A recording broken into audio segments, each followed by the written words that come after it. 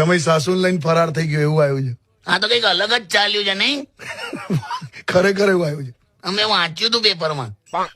અમારી વખતે કેવું હતું, હા છોકરી જોવા જાય ને હા તો છોકરીની નાની બેન ને સંતાડી દેતા હતા. હે એવું હાલ આ લલચાઈ જાય અમુક આ પુરુષો. એવું એવા તો કેટલાય દાખલા છે.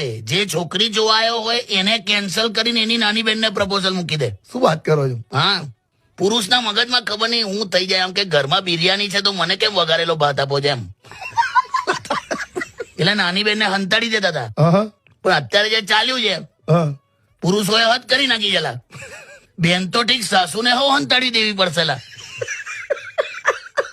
જો જમાઈ સાથે સાસુ ફરાર, જીજા સાથે સાડી ફરાર, દિયર સાથે ભાભી ફરાર, જેઠ સાથે દેરાણી ફરાર. આર્યભટ્ટ જીવતા હોત ને તો કન્ફ્યુઝ થઈ જાત કે હવા કેવા ગણિત ચાલે આજે. ક્યાં આર્યભટ્ટ તમે? તારે મેં તો એવું નક્કી કર્યું છે કે હું છોકરી જોવા જાઉં ને જે દિવસે હા તમને લેતો જઈશ. હું કહીશ કે અમારા કાકા છે હા અને પછી છે ને તમારે ડાયરેક્ટ બેવડા હાથે વાત કરી લેવાની. હું કરવાની? એટલે તમારે પ્રપોઝ કરવું હોય તો આમ આટલું જ કરવાનું.